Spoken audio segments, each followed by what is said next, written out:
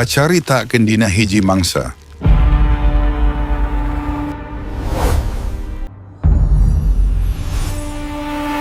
Di hiji zaman di mana zaman eta masih kentel jeung alam mistis, kitu pun spiritualna.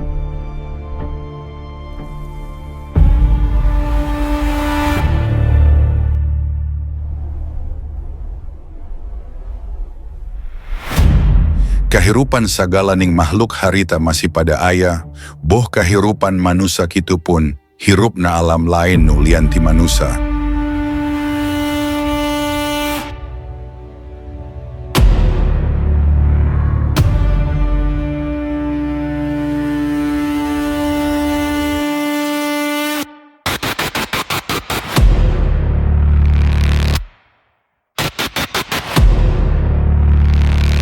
Zaman harita, nanjerna kerajaan lain ku hiji, tapi aya mangpuluh kerajaan di setiap daerahna.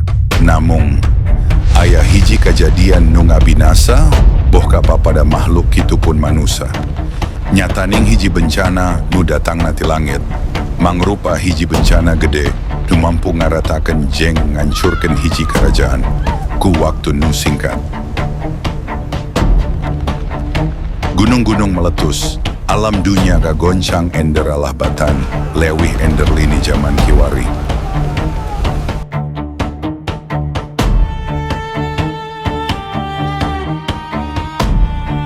Tesaetik manusia kitu pun sato nu binasaku kejadian eta sejaning pasrah ka Sang Hyang Widi nu Maha Suci.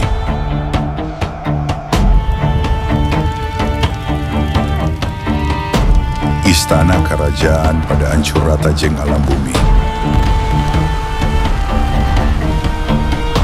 Teu aya nu mampu ngehindar ti eta kejadian.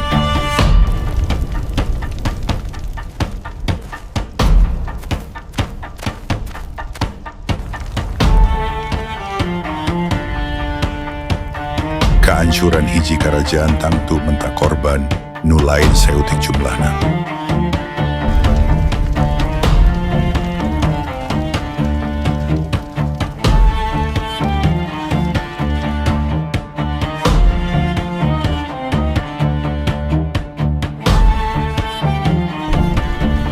Hiji istana nu ancur istana kitu pun ancur jeng rahayatna pada binasa.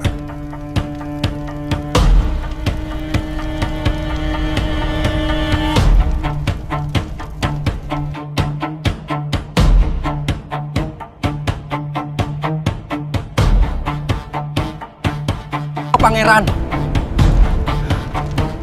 Gusti Raja Pupus Pangeran.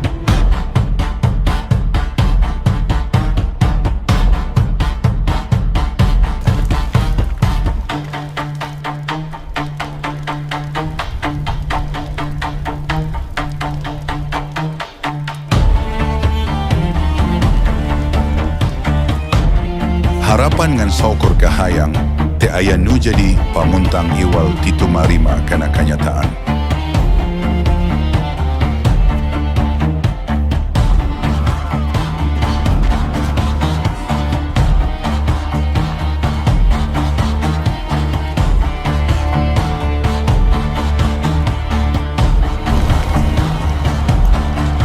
Ku kehancuran eta, tesaetik rahayat pinanggih jeng putus asa.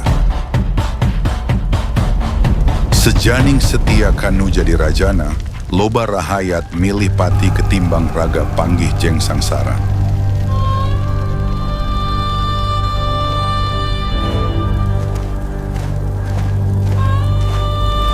Istana kerajaan ngan saukur jadi carita.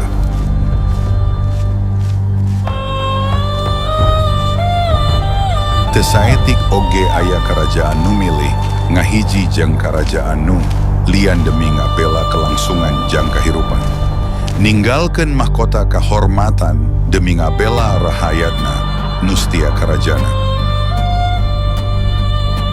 Kitu pun aya sebagian nu milih ngalalana jadi rahayat biasa.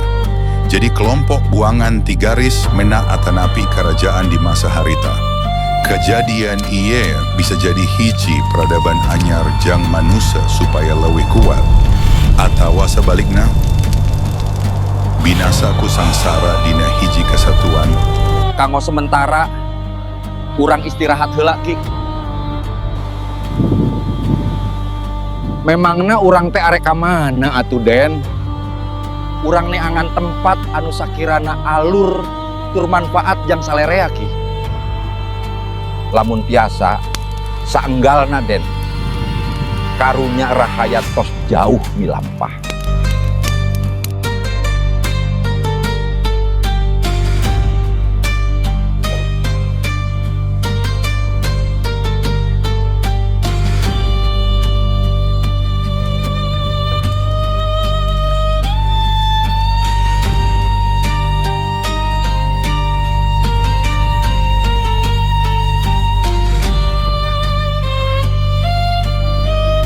Ceknya Imah atos di dia wae Kang.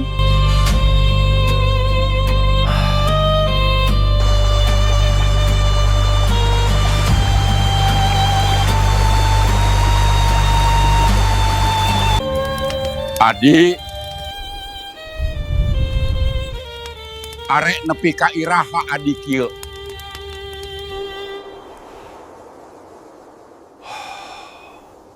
Kajadian ieu lain ulah manusia di ieu geus kodrat Sang Hyang Widi.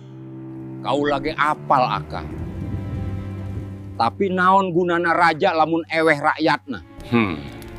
Aka paham maksud Adi, Tapi kunaon aka? Aya resikona Adi, risiko naon ka? Gede resikona Adi. Bejakeun ka kula ka. Naon wae resikona Adi siap narima kena. Lamun Adi siap kana resikona, ku aka dibejaan.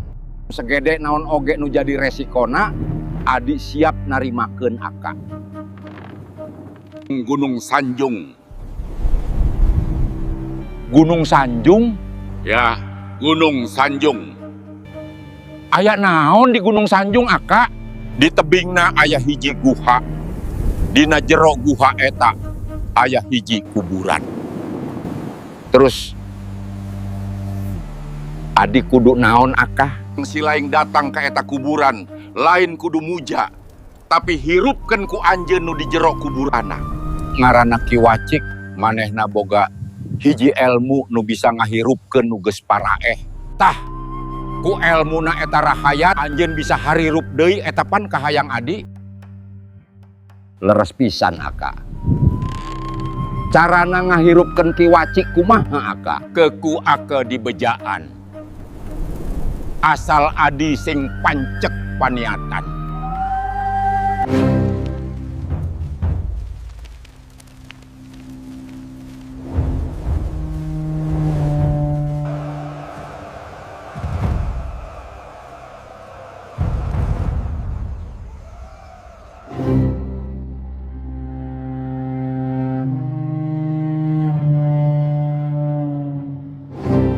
Sejaning kaulo kitu pun rahayat kaulo ngriring, gabung jeung kerajaan anjeun. Wilujeng sumping Raden. Kerajaan kaulo, kerajaan anjeun oge.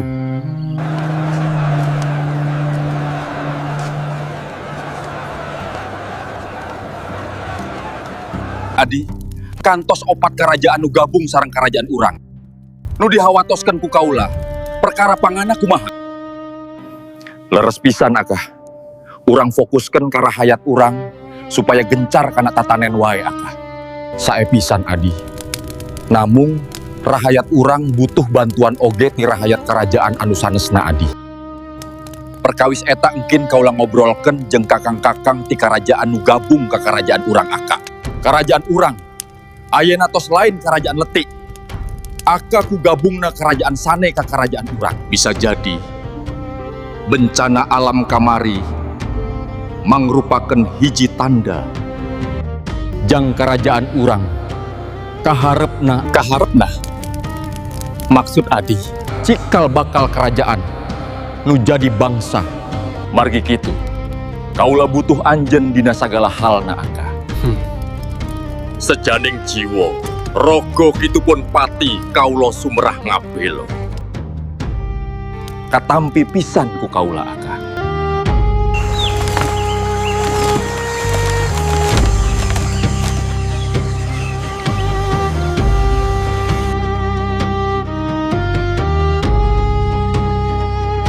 Ya.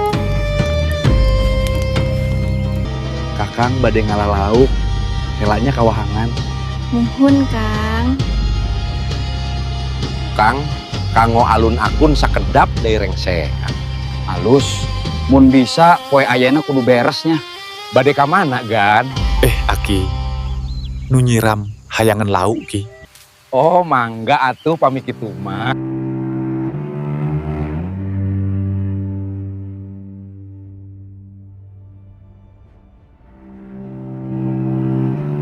Dek, sate acan aka merek cara kasih laing. Aka rek nyarita hiji perkara. Carita perkara naon aka? Tentang Ki Wacik. Memangna Ki Wacik teh saha aka? Hiji jalma anu pernah ngagemparkeun jagat karajaan. Ki Wacik teh rakana nu jadi Rama Silang. Jadi pami kitu mah Ki Wacik teh memang kaula meren aka. Nya Ki Wacik teh mamang anjen. Namung Ki Wacik beda ti jalma nulian. Kaasup huji jalma nu boga rasa kekeh kana kahayang. Ku kahayangna eta Ki Wacik jadi hiji jalma nu dipikasieun ku saantero karajaan. Memangna anu jadi kahayang Ki Wacik teh naon aka? Nyataning hiji kanuragan. Anu eta kanuragan lain menang diturunkan. Tapi eta kanuragan menang ngulik manehna sorangan gitu adi.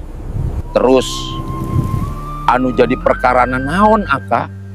Anu jadi masalah lain Ki Wacikna, namung ilmu pangulikanana. Ilmu anu diagem ku Ki Wacik hiji ilmu anu bisa jadi ancaman jang umat manusia. Ilmu naon eta aka? Ilmu tapah arwah. Ilmu tapah arwah. Nya, hiji ilmu anu bisa ngabangkitkeun jalma, kitupun sato anu tos binasa. Aya pun anu jadi kalewihan tina eta ilmu, salain bisa ngahirupkeun, tapi bisa awet nora oge kanu boga ilmuna. Pangabisa mamang silaing nepi ka gempar kadenge ka karajaan anu di luar kanggo karajaan anu sanes. Anu jadi ancamana palebah mana aka?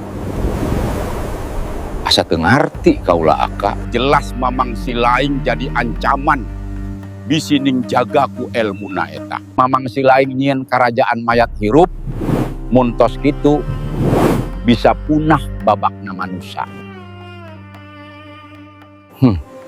Kaula paham. Terus kumaha caritana Ki Wacik bisa pati aka? Ngargut pati nilar nyawana Ki Wacik lain perkara gampang ciga poe manggi isuk nu pasti nyorang. Sakabeh raja ti kabeh karajaan kitu pun jagoana ngumpul ngariung rencana rek ngabinasa. Ngarekayasa carita sampai Ki Wacik kabujuk. Lanjut di Rogahala di Gunung Sanjung. Tah ayena lamun adi nekat ngabangkitkeun deui Ki Wacik jelas gede pisan taruhan. Kaulah paham maka. Terus adik kudu kumaha atuh saena aka? Lamun urang gabung wae jeung karajaan anu sanes jiga karajaan lain milu ngahiji di. Moal bisa aka. Kahormatan kerajaan ieu tetep kudu dijaga dina kondisi naon wae ayana. Arek kumaha? Sedengken kaayaan kerajaan adi keur sakieu ancurna di, susuganan we atuh ka Ki Wacik moal sanaon anu tos dikira ku para sesepuh raja. Seng eleng di naon kasebatna kuring nu jadi raja di ieu kerajaan. Mun eweh bela pati kanu jadi rahayatna kah? Mun heg aka geus teh hayang ngabela ka kaula. Teh naon aka kaula paham. Lain kitu adi ngan singlar duduluran antara kuring jeung aka ti seret ayeuna.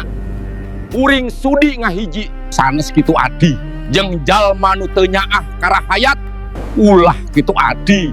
Kitu pun kadulurna. Lamun memang jalan tekat adi tos kitu heug ku aka dibantuan samampu aka.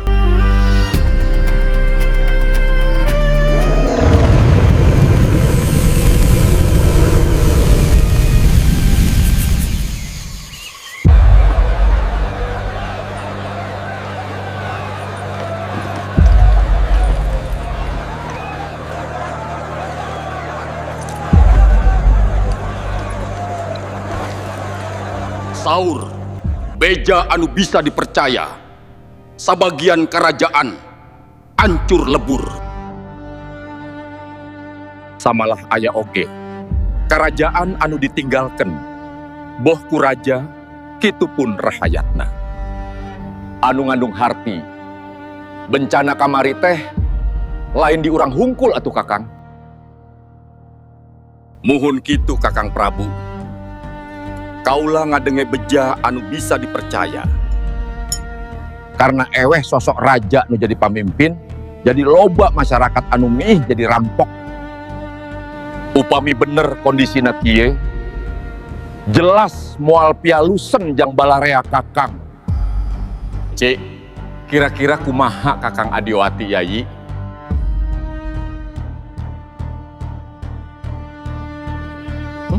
Sugan ti kakang Yayi aya himengan, saupamina memang tos kieu kaayaana, langkung sae urang ngirimkeun pasukan. Ko masing-masing kerajaan margi saur bejo oge. Sabagian kerajaan kantos aya nu ngaraket ka kerajaan lain. Janten ngahiji. Di paling wetan aya kerajaan Ragabuni anu ngahiji ka Ragabuni salah hijina. Aya kerajaan Tirta anu dipimpin ku Pangeran Jaya. Aya oge kerajaan Suryapati sareng kerajaan Bumi Asih. Kanggo kapamimpinana tetep dicepeng ku Pangeran Ragabuni. Aya pun anu dipalih kalerna. Kerajaan Magadharma anu dipimpin ku Kresana Pangeran Jagarawa. Anu ngahiji ka Magadharma diantawisna kerajaan Sungsang, Hiliir, Batu Jajar, oge Purwa. Kanggo pali kidulna kerajaan Tartasewan, Damar Awan oge anu sanesna. Kusabab daerah kidul anu caket kana inti bencana, seseerna kerajaan hancur lebur. Panginten, sakitu beja anu bisa katampi ku kaula. Dugi ayana kakang. Sae pisan kakang Yayi, katampi ku kaula informasina. Kakak Yayi, sebarkan pasukan urang, jang nalikti kerajaan anu sanesna. Kumpulkan panaluktina ayeuna. Kirim pasukan ke masing-masing wilayah. Kapidawuh, mangga kakang ku kaula diajeng ka pentah kakang. Mangga kakang Adipati, parentah raja ku kami dilakonan. Mangga kakang Adipati, sejaneng kaula pamit undur diri ngalaksanakan titah rojo.